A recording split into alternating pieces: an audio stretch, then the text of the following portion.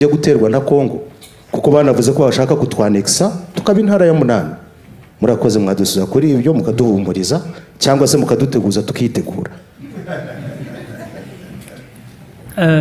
Reka mpere kubahumuriza nicyo kiri important, nicyo cyangombwa, nicyo gikuru.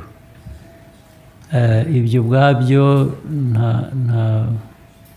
ntaho mbona bishingiye, ntaho mbona